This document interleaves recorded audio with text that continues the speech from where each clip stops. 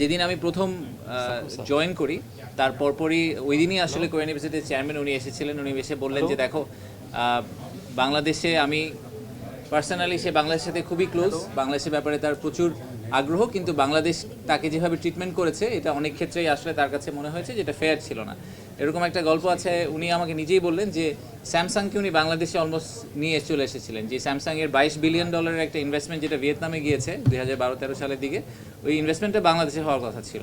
তো উনি যখন বাংলাদেশে এটাকে নিয়ে আসলেন, তো কোরিয়ান ইপিজেডের যে জমি সংক্রান্ত কিছু বিষয় আছে যে মিউটেশন রিলেটেড, যেটা তখনকার যে পলিটিক্যাল আউটফিট ছিল ওনারা মনে করেছিলেন যে এইটা আপাতত কোরিয়ান ইপিজেডকে দেওয়া যাবে না, এটা ওনাদেরকে একটু ঝুলিয়ে রাখতে হবে, তো ওনাদেরকে মিউটেশনের কাগজপত্র দেওয়া যাবে না।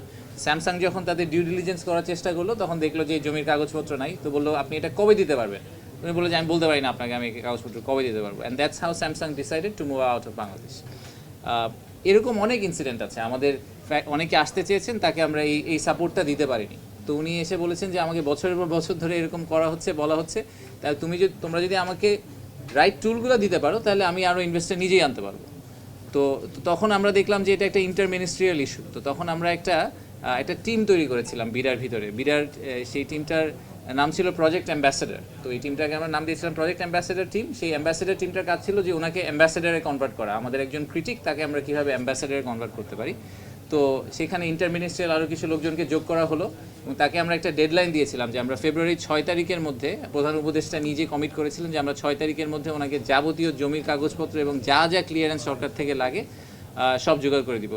এই পুরোটা করতে কিন্তু আসলে অনেককে ইনভলভ করতে হচ্ছে সরকারের মধ্যে। সেই আমাদের চিটাগংয়ের ডিসি থেকে শুরু করে আমাদের ফরিদাবা, উনি খুবই শক্ত ডিসি এবং এই জন্য আমি ওনাকে খুবই পছন্দ করি। তো ওখান থেকে শুরু করে সরকারের অনেকগুলো সংস্থাকে এক করে আমরা ফাইনালি প্রজেক্টটাকে পুল অফ করতে পেরেছি। এক্স্যাক্টলি 6 তারিখে তাকে যাবতীয় কাগজপত্র রেজিস্ট্রেশন করে এগ্রিমেন্ট সাইন করে সব কিছু হাতে ধরিয়ে দেওয়া হয়েছে। And he was very grateful, he was very very happy.